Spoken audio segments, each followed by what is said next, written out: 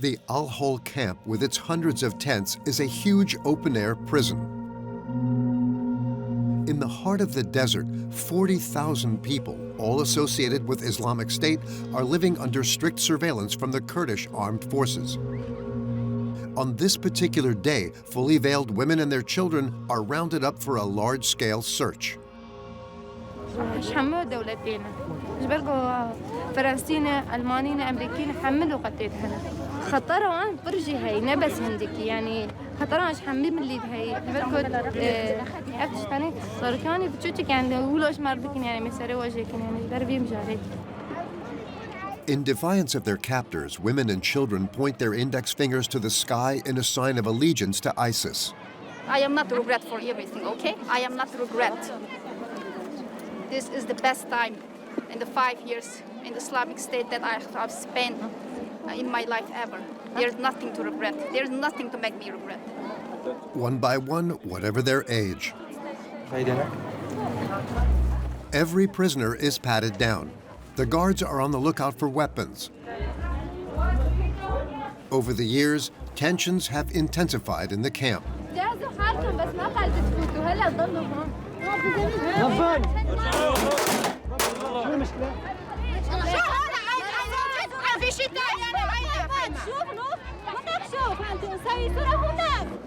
The women's greatest fear is losing their boys. From the age of 12, they can be taken away and placed in deradicalization centers.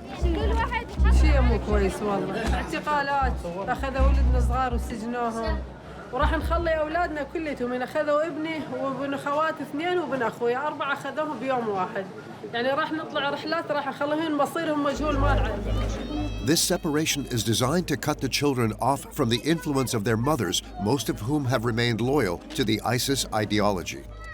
However, some of the damage seems to have been done already. Dozens of children younger than 10 years old sent us a disturbing message by pelting us with stones. We had to get out of there quickly. Worse still, the camp is threatened by Islamic State fighters. If they were to free the prisoners, these thousands of radicalized young people could well form the future ISIS army. Around 100 of them are French. Wives and children of jihadists are detained in Syria's Kurdish-held northeast. This region, with 8 million inhabitants, is outside Damascus's control. For the Kurds, the fall of Bashar al Assad is not necessarily good news. On December 8, 2024, the Syrian dictator was overthrown by an Islamist rebellion. Following a lightning offensive, HTS leader al-Jolani seized power.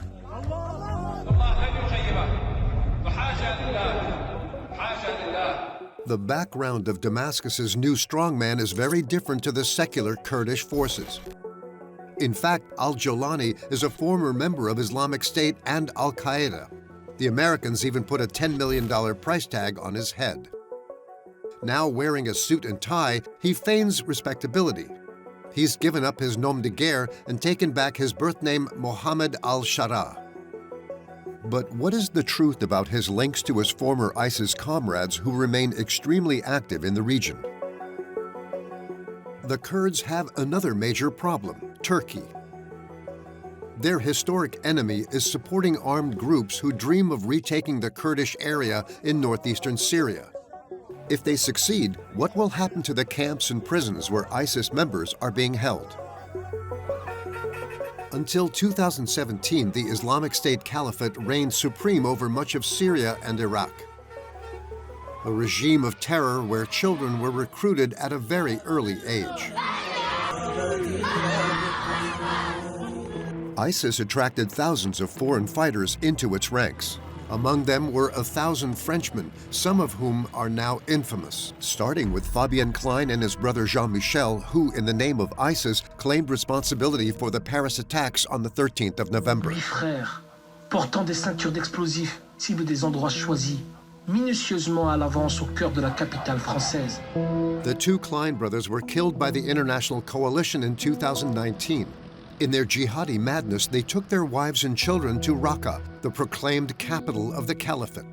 We caught up with Fabien's son, Adem. C'est n'importe quoi ce qu'il a fait, d'avoir tué des gens. Pourquoi? Pourquoi t'as fait ça en fait? Now 22, Adem is held in a high-security prison run by the Kurds. We also track down his mother, Mylène. Fabienne Klein's widow has been held in the Al-Roj camp since 2020. She has no desire to return to France. Mon issue, c'est la prison, et pour combien de temps? Et je sais qu'en plus, je vais me ramasser pour mon mari. Taken as children to Syria by their parents, several young Frenchmen are still held by the Kurds. The French government is refusing to repatriate them. This is the case for Hamza, now 21. His one dream is to return home. Je le regarde, tu sais, la Tour Eiffel, ça me donne l'espoir. Mon pays, il va pas me lâcher. Ça, je sais. It's a very slim hope because at present, the French authorities are not considering any returns. In the long term, what should be done with these families trapped in Syria? Do they really pose a threat to France? This investigation focuses on these women and children lost to ISIS. In the dust of the Syrian desert at the end of a heavily guarded road, miles of barbed wire protect the Al-Hol camp. Exceptionally, we were given permission to film inside this vast expanse of tents, which, over the years, has become a real small town. Along the central thoroughfare is a market almost like any other, where the 40,000 inmates come to buy supplies, living off money sent by their relatives. Among them are no fewer than 45 different nationalities. Nearly 3/4 of them are under the age of 15. And here, ISIS still reigns supreme. The Kurds, supported by the West, have the heavy responsibility of guarding these prisoners. At Al-Hol, the camp manager is a woman called Jihan Hanan.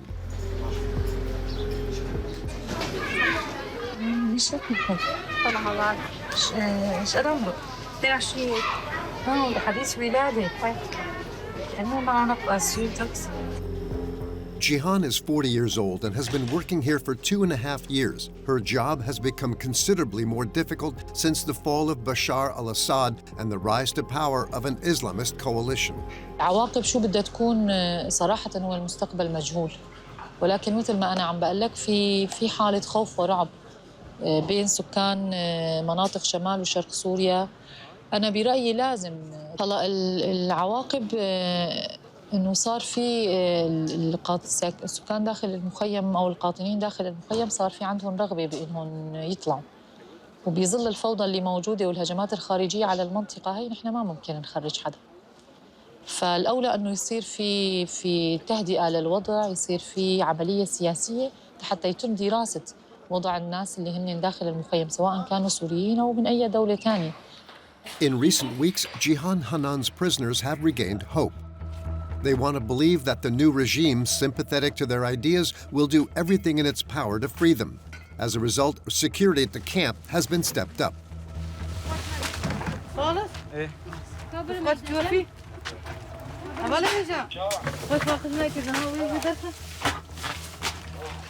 The soldiers are looking for homemade weapons that could be used against them. They soon make their first discovery. ما في غيرها. هذا عم يسووا الأطفال تبع الدواعش. إيه السيف يسوون. وين هذا؟ The weapons are made from the tent poles. بوري باس قرتي وصا شدكنا. بتشاكوش شدكن دوز دكن وصا شدكنا. ويا شكرنا ورا درنا كتي. لأب شكرنا ورا زبطي. In 2 hours of searching, the soldiers find several swords and the tools to make them. And sometimes more ingenious, potentially explosive devices.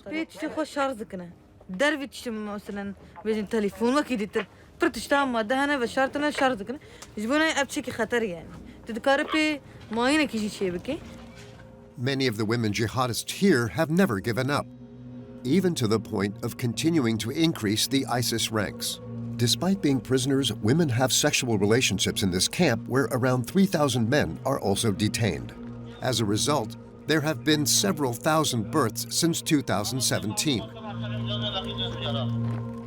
To avoid having their children taken away from them, mothers try to hide them by any means. With the help of diggers, the soldiers discover a dozen secret hideouts dug under the tents.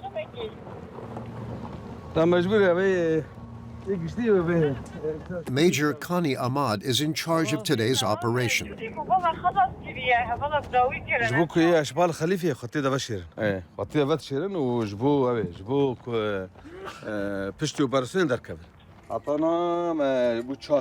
The children found in these holes are then placed in a deradicalization center. The Kurds' aim is to prevent them from joining the ISIS army that is still present in the region. أو حركة داعش زيدبية وهناك شارك يسار قوات مكرن هناك حوالي ما شهيد خصن بشي شهاد خصن جي شوت عندن ساري ما شوت عندن وأنا جي أجب مجال دبنا سريان كمين بدرن جبوا مدنيان وجبوا عسكريان دبن خطري. Since the fall of its caliphate, Islamic State has lost firepower, but it has retained settlements in the Syrian desert.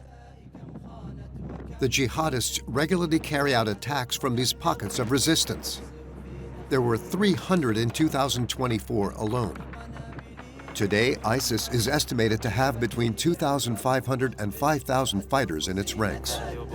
بالله سنحاجك أمام الله وهذه دماء إخواننا تشهد أقسم بالله سنحاجك غدا يوم القيامة تكبير الله أكبر. In the face of this threat, the Kurdish soldiers can rely on American support.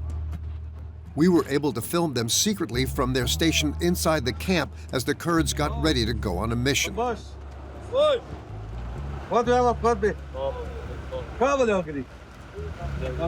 Largely armed and financed by Washington, the Kurdish military have brand new equipment at their disposal. Since the fall of Bashar al Assad, the United States has also increased its presence on the ground to protect its allies. This U.S. convoy we came across on the road is among 2,000 members of the U.S. Special Forces now officially deployed in Syria. With their support, Kurdish fighters are tirelessly combing the area in search of their sworn enemy.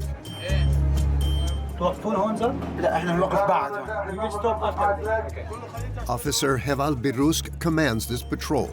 He says that his men are fighting to defend their territory, but not only that. أكيد يعني يوم الأيام نحاربهم نخلص أوروبا بالشكل بالكامل منهم يعني إحنا اليوم بدنا نتركهم يتمددون بسوريا أو يعني راح يتمددون أكثر من دولة راح توسع الدولة أكيد راح يصل الخطر يصل لأوروبا يعني. The Kurdish forces in the region are checking in particular on Arab villages whose inhabitants are suspected of sympathizing with ISIS. House searches have increased sharply in recent weeks. أما زمهين مانع أما هين لو أبقر حاجة ما كاربة أما أدخين أبجي قوم شونه كان معلومة بارسون أي مالكر يعني تشتكت نبو بس جب ملي كده بكيف خشن أنا بكتن بارسونه أما مولاتي خد باريزن وندردورا خبا قسكن رجع جمني ما يعني أم ديت كله تميم سركتي بن أم بالنكب. On the ground, the Kurdish military's mission is very clear. Do everything possible to contain the threat of ISIS fighters. Do everything to avoid reliving the nightmare of the caliphate. Raqqa, the former capital of Islamic State. Even today, the scars of war are everywhere. The reconstruction, which began as soon as ISIS fell in October 2017, is far from over. In the city center, a fast food restaurant has just been renovated. Even at the height of the conflict, it never closed. The owner has seen many ISIS soldiers pass through his restaurant. Among them, the two infamous French brothers, Fabien and Jean-Michel Klein.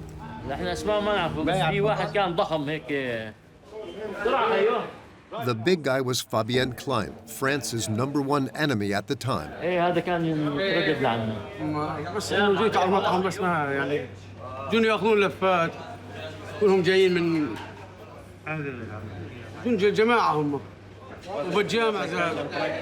كان مؤدب وفقير مقاتل من داعش هذا أخطر على مستوى العالم.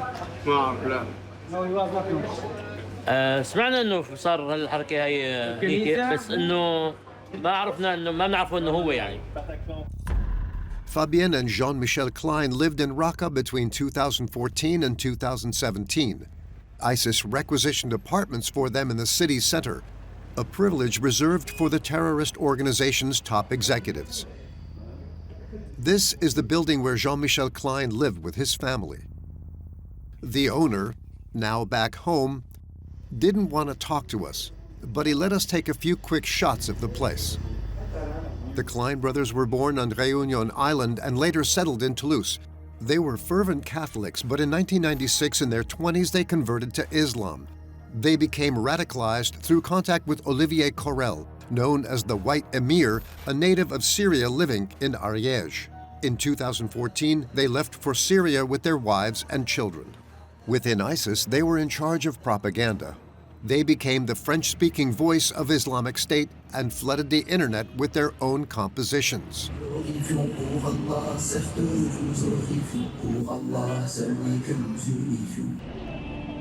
Back then, Raqqa was ruled with an iron hand by Islamic State. Nothing escaped God's madmen.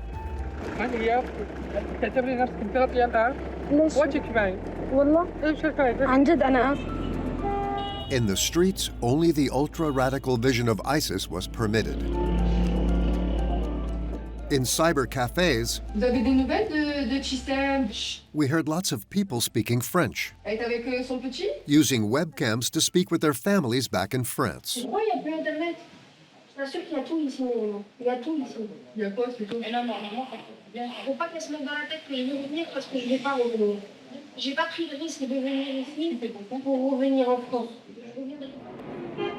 Like hundreds of French families, the Kleins stayed in Syria to the bitter end.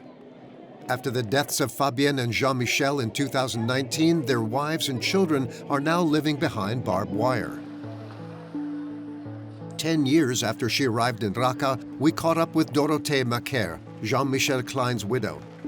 She is now imprisoned in the Al-Roj camp near the Iraqi border. Nearly 3,000 people are held here. Most of them are women and children. The vast majority of prisoners are Syrian or Iraqi, but Al-Roj is also the camp where most of the Western women are held.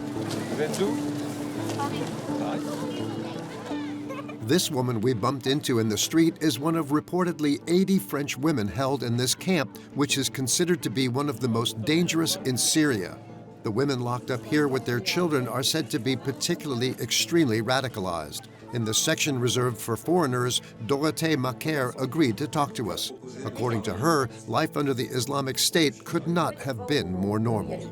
Nous, les mamans, de toute façon, là, on est à la maison, on s'occupe voilà, du ménage, de faire à manger, des enfants, l'école, les devoirs, les sorties, les promenades, tout. On a une vie de femme au foyer.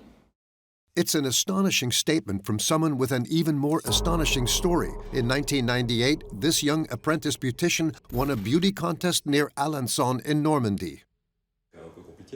A year later, at the age of 18, she converted to radical Islam after meeting Jean-Michel Klein. When she arrived in Raqqa in 2014, the caliphate and the ISIS version of Sharia law were a revelation for her. À partir du moment où je quitte la France parce que je peux pas pratiquer ma religion et que je suis dans un endroit où on me laisse pratiquer ma religion, je peux qu'être heureuse. Au moins, voilà, j'étais heureuse pour ma fille, elle pouvait porter le voile. Tous les musulmans du monde entier, voilà, toute personne qui croit en Allah veut vivre sous la loi d'Allah, c'est logique. Donc il n'y a pas de... Ça a toujours été, c'est quelque chose de tout à fait normal.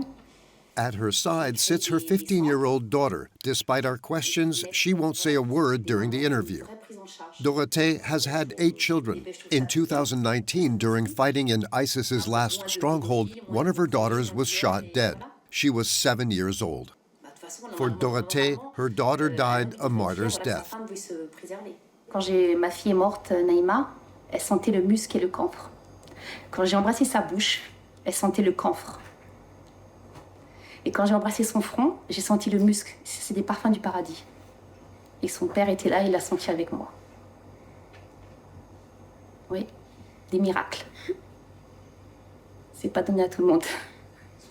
Today, despite all the horrors, the war, the death of several of her relatives, and her imprisonment, Dorothee has no regrets and even sees herself as a victim. Ce qui est contradictoire, c'est qu'on était en France, voilà, les musulmans de France. On n'arrive pas à pratiquer notre religion. On nous met une certaine pression. On veut quitter la France, vivre notre religion paisiblement, mais on vient nous bombarder. Ben, vous voulez quoi? Le problème, c'est que le monde entier est contre nous et que voilà, le musulman, il est bon, il a un bon comportement. Et tout le monde a droit à son état, sauf nous. A very simplistic view of Islam. For Dorothee, only ISIS laws are right for Muslims. Before their deaths by coalition bombing in 2019, the Klein brothers instilled this ultra-radical Islamism in their children. Wounded in the leg by shrapnel, 22-year-old Adem is Fabian Klein's son. He arrived in Syria with his parents at the age of 12. According to our information, he has never fought for ISIS. But fearing that he might still support his father's cause, the Kurdish authorities are holding him in a high-security prison. Unlike his aunt Dorothee, Adem doesn't seem to see Islamic State as an ideal. In his opinion, it stole his childhood from him. Mon intention, c'était quoi en fait? C'était la guerre, quoi. La guerre. Les bombardements, la peur tout le temps. Tout le temps avoir peur de mourir, de se faire tuer, quoi. Ouais, c'était ça en fait. C'était ça ma vie. 7 years after his father's death, Adem still holds a grudge against him for choosing the path of jihad. Moi, ma famille, moi, ma maman, mes sœurs, tu viens, tu pour une autre vie à nous aussi. Tu veux le faire, fais-le tout seul, tu vois. Si vraiment t'aimes ta famille, t'aimes tes enfants, pourquoi t'as pour une autre vie? Ouais, mon adolescence, elle a été complètement gâchée. Elle a complètement été pourrie, quoi. Je lui en veux, c'est un truc de ouf. Unlike Adem, his mother remains loyal to her husband's fight. Since 2019, Mylène Foucret, Fabienne Klein's widow, has also been interned at Al-Roj. She rarely speaks and insisted that we blur our images. Right from the start of the conversation, she makes a point of clearing her children's father of any responsibility for the November 13th attacks. 8 frères, portant des ceintures d'explosifs, ciblent des endroits choisis, minutieusement à l'avance au cœur de la capitale française. Mon mari, oui, c'est bien lui on entend sa voix qui parle. Je veux dire, à un moment, son travail, c'était ça. Il faisait la radio, donc il parlait plein de choses. Il parlait des annonces du jour. Il y a eu l'annonce du jour où il y a eu le Bataclan. Voilà, moi, de ce que je connais de lui, je sais, et j'en suis convaincue qu'il n'est pas responsable de ça. Et je suis désolée, quand on sait que c'est des gens qui venaient de Belgique, c'était pas des... Moi, je sais que c'est pas lui. Unwavering, Mylène has always refused to return to France, even more so since the Kurds took custody of her son Adem 4 years ago. En fait, quelle mauvaise influence on a sur eux? Faudrait nous expliquer, faudrait me le dire. Je pense pas qu'en tout cas j'ai rendu mes enfants mauvais ou méchants ou quoi que ce soit comme ça. Vous avez pu rencontrer mon fils, vous avez vu comment il est. J'ai pas rendu mes enfants... En fait, on n'est pas des gens mauvais. Even now, she doesn't seem to understand the fears aroused by her allegiance to Islamic State.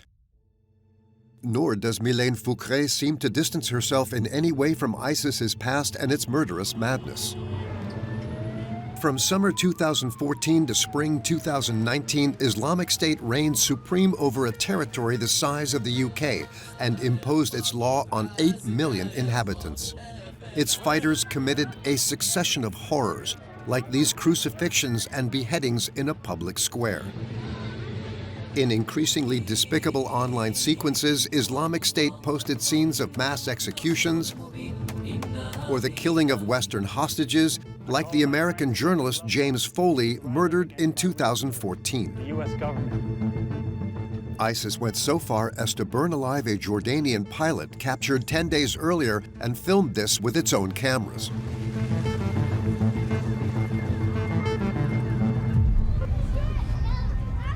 In the Syrian camps, like here in Al-Roj, everyone used to believe in the illusion of the caliphate. Some are now highly critical of Islamic State. This is the case with Cassandra Baudard, a 29-year-old Belgian imprisoned in the same camp as Dorothee and Mylène Klein. She stands out from the crowd. She's one of the few women in the camp to have renounced the veil.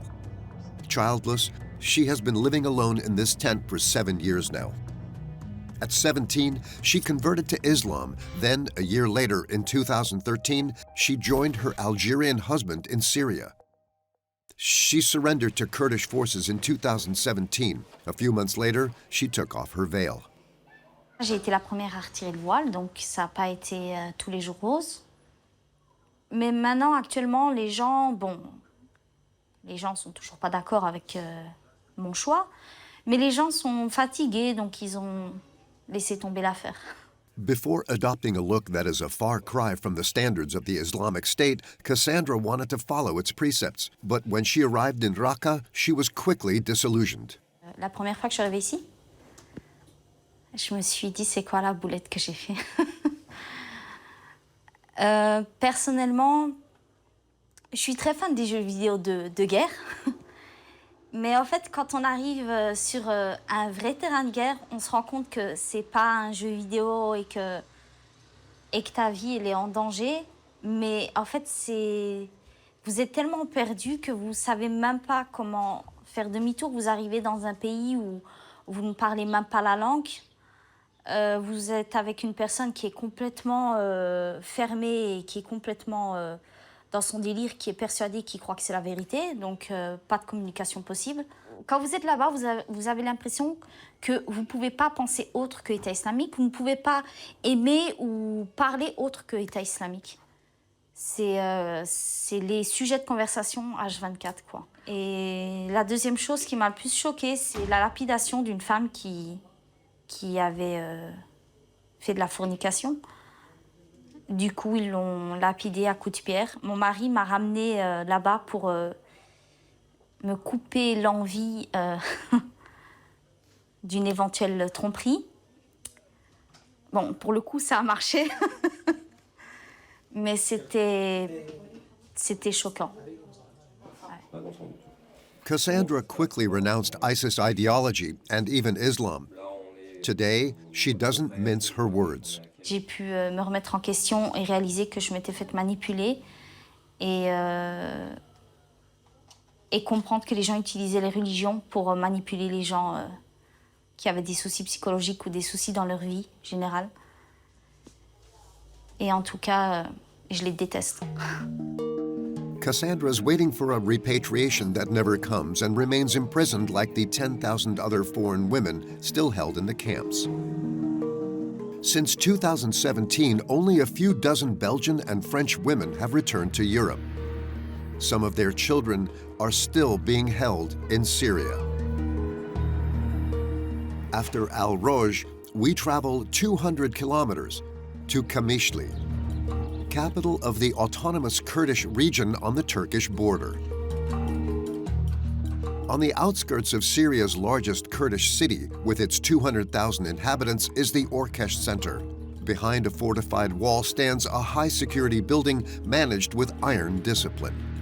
The center, which opened in 2022, holds over 140 young people between the ages of 12 and 22. These detainees of 20 different nationalities are the sons of jihadists. Almost all of them have lost their fathers in combat. By removing them from their mother's care, the Kurdish authorities aim to keep them away from any Islamist influence. Several of them are French, including Hamza and Yusuf.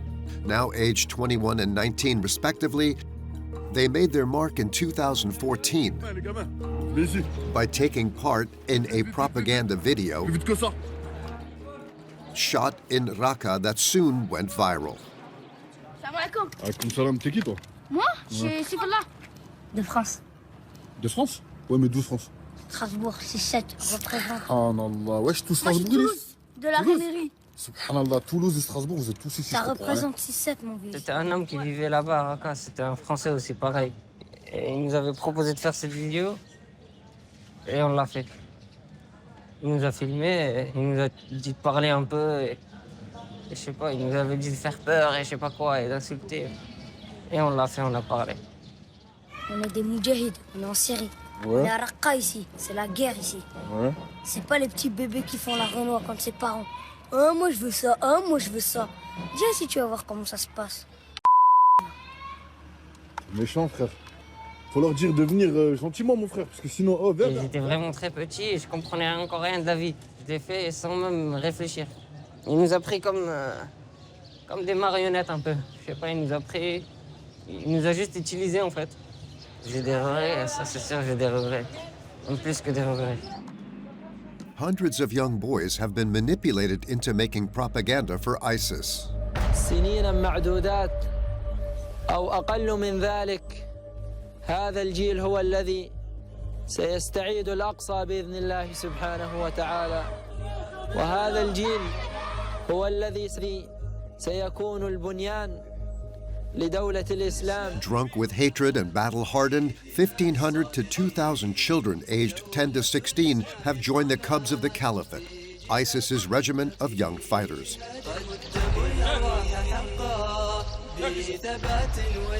هذه الرسالة أوجهها إلى الصليبيين من بلاد الإسلام إلى بلاد الكفر نقول لهم بإذن الله جئناكم برجال يحبون الموت أكثر من حبكم.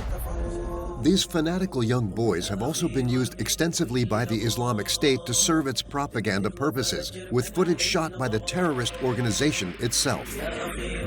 الحمد لله القوي المتين الحمد لله ناصر جنده وهازم أعدائه. Dragged into the Syrian hell by his mother when he was barely 10, Hamza fought with the Cubs of the Caliphate. For 50 euros a month in order to survive, according to him, he fought for 3 months under the banner of Islamic State. He was just 14 years old. Je dormais dans les mosquées, je dormais n'importe où, tu vois. Il n'y avait pas un bon endroit pour que je peux dormir, pour manger, pour tout le monde, tu vois. Je sais pas, j'ai attendu jusqu'à j'avais, je sais pas, j'étais grand un petit peu. J'ai dit, vas-y, je combats, tu sais, pour que je peux prendre de l'argent pour je peux manger. Hamza was wounded in battle. Severely wounded in the head and shoulder, he spent almost 6 months in a coma. Après ça, en fait, je suis pas resté longtemps, moi. J'ai mangé une balle et j'ai arrêté après ça. Parce que j'étais paralysé, tu vois.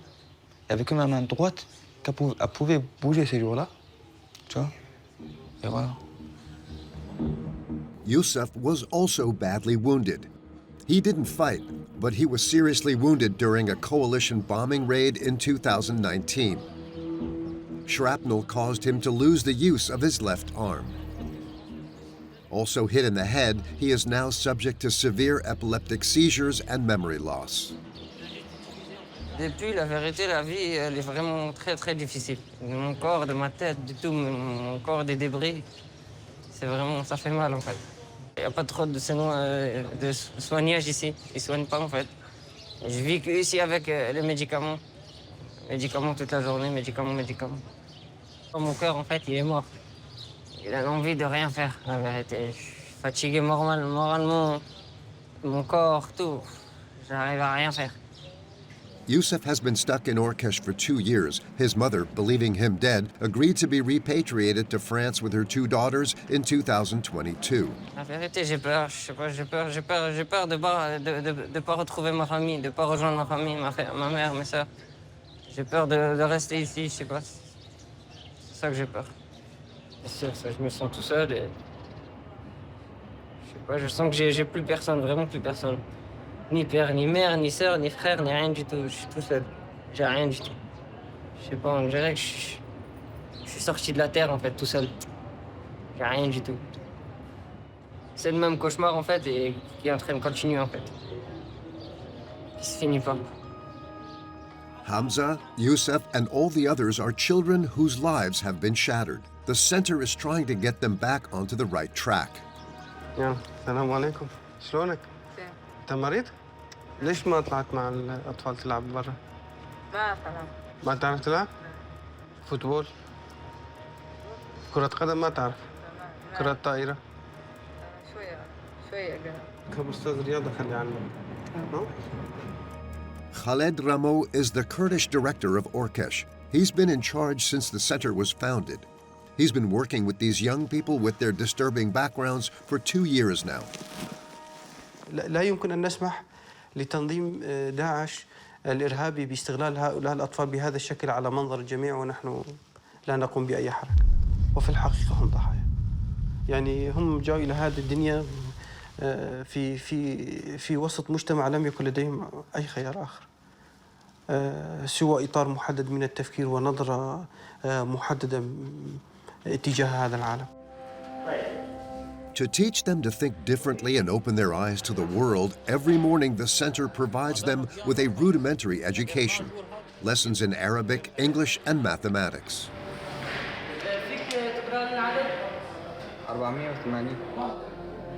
Often left to their own devices since their arrival in Syria, most of these young people have not attended school for years. The task facing their teachers is immense. For fear of reprisals from ISIS, they insist on remaining anonymous, especially when they are teaching classes about propaganda or how to separate fact from fiction to avoid falling back into the clutches of Islamic State recruiters.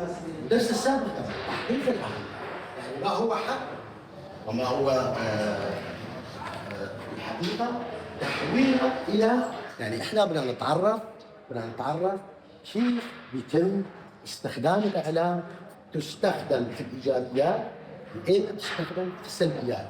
يعني مثلا Nous sommes des hommes honorés par l'islam et grimpons au sommet pour pratiquer le djihad, répondant à l'appel à l'union sous une seule bannière. Telle est la source de notre gloire. For years, ISIS has flooded social media with shocking Hollywood-style videos. Il y a votre coalition de diables avec l'Iran, la Turquie et la Russie rejoignant la meute. Notre allié est Allah, le très grand, le très haut, le Seigneur de l'univers. Il n'y a ni force ni puissance en dehors de lui. It's this kind of video that ISIS has been using for years to brainwash the most vulnerable individuals. Learning to distinguish fact from fiction is at the heart of the deradicalization program. It's an important subject for our intervention and rehabilitation efforts through in-depth analysis of what we encountered and the gaps that we see in their awareness levels, in their education, in their knowledge, to say it simply. Media warnings aren't enough. Every young person here is potentially a ticking time bomb. So to defuse them, centers like Orkesh also focus on psychological support. لما أكون عاجز ولما ما يكون عندي القدرة على إدارة ذاتي ولما ما يكون عندي القدرة على إني أنا أتحكم بالمشاعر أتحكم بالأفكار هنا شيء يصير عندي أنا يصير عندي مشكلة. Weekly group sessions take place to remotivate these young people, many of them traumatized and deeply depressed. Hamza takes part. He also has weekly one-to-one sessions. السلبية كنت أسويها بالبيت ومع أصحابي وهيك أفكر فيها مشان ما أرجع أسوي نفس الغلط اللي سويته بالماضي. أعرف شو سويته بالماضي خلاص هاي جربته كان غلط مثلا فخلاص أبتعد عنه.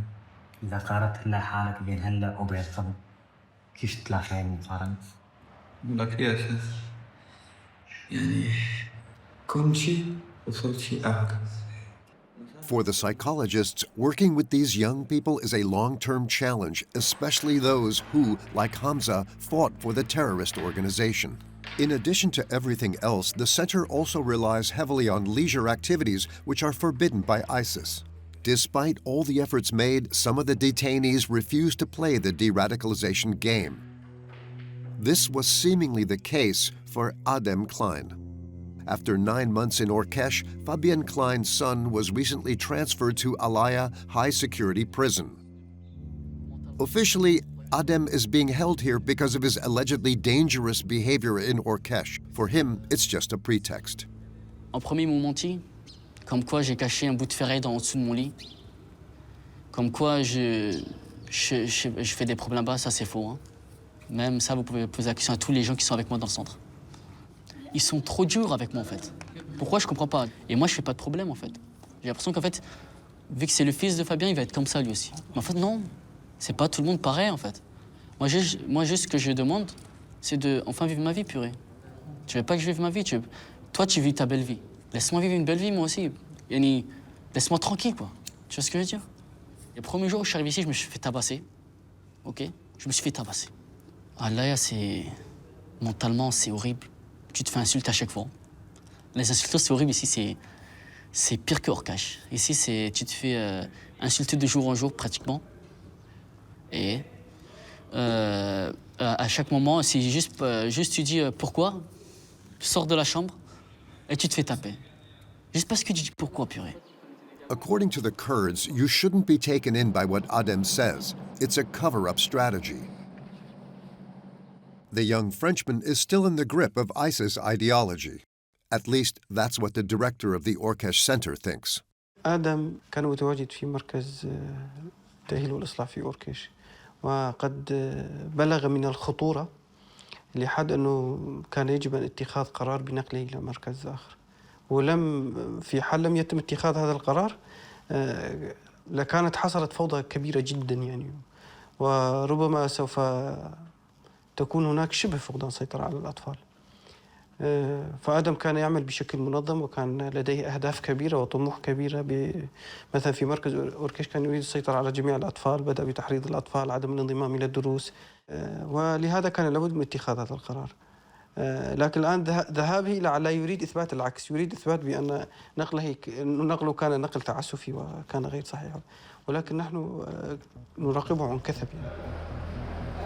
Does Fabian Klein's son Adem really represent a danger, or is he paying for his name? It's impossible for us to really know the answer. If the Kurdish authorities won't let anything pass them by, it's because they know the extent to which the children of jihadists locked up at the Orkesh Center can be manipulated. Because of the doubts, they are all subjected to the same regime. Years go by and nothing changes for them. C'est la même depuis un an jusqu'à un an, c'est pareil. Ça n'a pas changé. Maintenant, on peut manger tout le temps pareil. Elias is a 19-year-old French-Moroccan from Le Mans. His father took him to Syria when he was 11. His father, an ISIS fighter, was killed at the very end of the caliphate in 2019. His mother is imprisoned in the Al-Roj camp. Bah, c'est ma chambre, on est 6, et là c'est mon lit. Elias has been locked up for 7 years now. For him, time has stood still, like the television, which doesn't broadcast any live programs, especially not the news to avoid any disturbance. Instead, the television plays children's cartoons on a loop. Franchement, moi je sais même pas pourquoi en fait ils nous ont mis ces chaînes. Je comprends pas en fait. Je sais pas ce qui tourne dans leur tête en fait. Ça se peut, ils pensent que c'est bien pour nous. Je sais pas s'ils nous mettent des films ou un truc comme ça, c'est dangereux pour nous en fait. Alors pourquoi tu regardes si tu l'as déjà vu? Parce qu'en fait j'ai rien à faire en fait. Si je restais sur mon lit, ça sert à rien aussi. J'ai rien d'autre à faire en fait que de regarder la télé. Passer le temps. Ce qui écrase mon moral et ma psychologie, moi, c'est l'ennui total là ici. Quand je vais à la fenêtre, je sens que mes émotions, elles sont plus comme avant. Je me sens trop fatigué en fait. Mes émotions, je me sens morte. Je sens que je m'effondre en fait. Je suis en train de m'effondrer. Et j'ai peur d'arriver à la fin, que je devienne dingue en fait. Boredom is the order of the day. To hold on, Elias clings to a single idea: to get back to his old life from before his departure for Syria, which was not his choice. C'est pas juste sortir de ce cauchemar et retourner en France. C'est quoi la première chose que tu vas faire quand tu seras en France? J'ai plein de trucs en fait dans ma tête, mais je sais pas quoi choisir en premier. Moi, quand je l'avais laissée, elle était belle. Là, je pense qu'elle est devenue plus belle. J'aimerais bien la voir là maintenant. Surtout la ville où j'habitais, Le Mans. Au début, je veux sortir dehors. Je veux voir un peu comment la France a changé. Marcher dehors, voir la nature un peu aussi. Je veux voir ma famille aussi, ça c'est la première chose en fait, de base. Voir ma famille, mes frères, c'est pendant que je les ai pas vus. 2 lawyers have made the choice to fight for the release of these sons of French jihadists. In this minivan heading towards the center of Orkesh, Marie Dozé and Mathieu Bagar are about to meet 2 of the young people that we've been following, Hamza and Youssef. Marie Dozé, a lawyer in Paris, has been appointed by the Families United Collective. Bagar is president of Lawyers Without Borders, France. They are handling around 30 cases of French nationals detained in Iraq and Syria. This is their second trip to Orkesh this year. C'est une situation qui m'a tout de suite touché en réalité. Quand Marie et Ludo sont venus nous voir pour nous parler de cette situation, c'est un peu un sentiment assez dur d'injustice et d'abandon en fait. Vraiment extrêmement profond. et où on se dit que si on n'agit pas là, en fait, quand est-ce qu'on agit?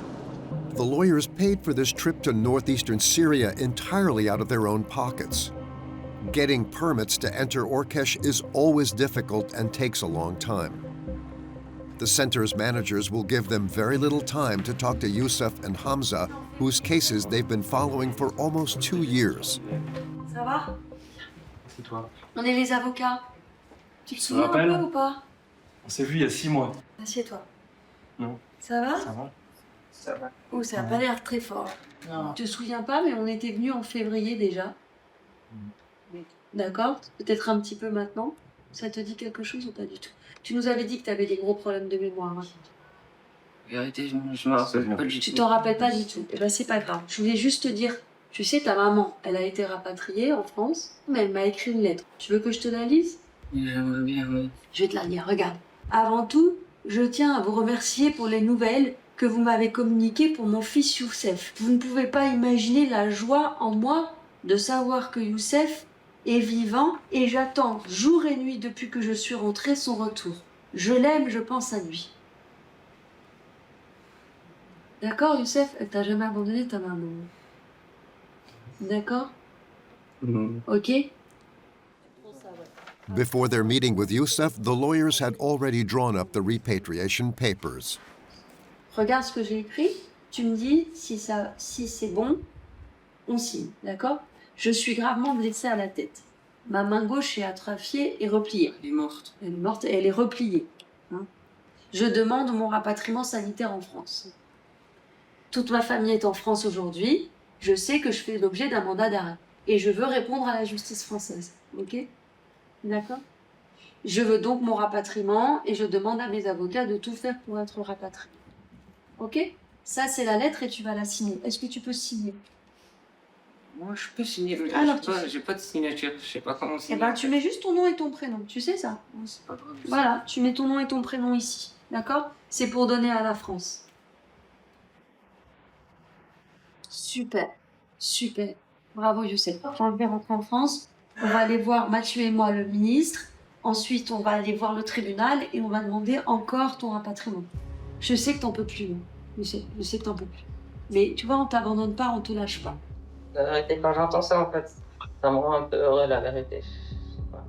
Youssef is clinging to this very slim hope of repatriation. It's almost a question of survival for him. His physical condition has worsened since the last time the lawyers met him, and nothing has been done to bring him home. Marie Dorothee is outraged. C'est juste pas possible, quoi. Mais vraiment. Que lui soit abandonné là, c'est complètement dingue, quoi. Ils sont saisis de ce dossier depuis 18 mois. Ma demande de rapatriement, elle a été faite il y a 6 mois. Le tribunal est saisi. Ils savent où il est, ils savent dans quel état il est. Il se souvient même pas qu'on est venu en février. Il va finir par crever ici. C'est une honte, hein. C'est criminel. C'est criminel. Hamza. Now it's Hamza's turn to talk to the lawyers. Voilà. Ça va bien, ça va? He recognizes them. Assieds-toi là, je t'en prie. The lawyers have brought back a surprise from France, a video that his older sister recorded for him. Bonjour Hamza, c'est Laetitia. J'espère que tu vas bien. She's never had any connection with radical Islam. Le petit garçon et le petit garçon Tu te souviens d'elle? quand j'habitais à... Pas trop, justement pas. Pas trop. Le petit garçon Elias. Coucou Hamza. J'espère que tu vas sortir bientôt. Je t'aime. Voilà, j'espère que cette petite vidéo, elle te fera du bien. Je te fais de gros bisous. Je t'aime de tout mon cœur. J'espère que ça va bien se passer pour toi. À bientôt, Hamza. It has been years since Hamza has had any contact with his family. Et voilà, si tu veux, t'es autorisé à faire des petits messages. Ouais. Pas te mentir, ouais. J'aimerais bien. Ouais. Mais je me suis demandé à eux, parce que si quand vous partez, déjà demandé. c'est moi je vais la manger. Écoute-moi, on leur a demandé, ils ont dit oui. T'as peur? En fait, voilà, j'ai peur de eux. T'as peur de Parce que quand vous partez, c'est moi je vais la manger, tu vois pas? Ouais, je sais. La procédure, elle est en cours en France. On fait tout pour que vous soyez rapatriés. Ça prend du temps, mais on fait tout pour ça. D'accord? Je te dis pas, tu vas être rapatrié là. Je te dis, on te lâche pas. D'accord? On est tous français. Pour nous, t'es français. On te lâche pas. Like Youssef, Hamza signs his request for repatriation, but Marie Dorothee warns him to be careful. surtout faites gaffe. Adoptez un comportement nickel une fois qu'on est parti. Soyez irréprochables, ne faites pas le bazar, ne dites pas un mot plus haut que l'autre, tu vois. Justement parce que je pense qu'ils vous attendent au tournant un peu. On y va? Bref, merci. Allez, Merci. on se voit vite. Allez. Je te remonte, allez. Merci, au revoir. Merci. Allez, courage, Hamza. Merci, monsieur. Ouais. Merci. Au revoir. Tiens, Robin. À vite. Tiens, bon. À bientôt.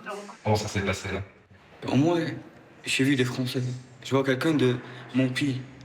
Tu vois?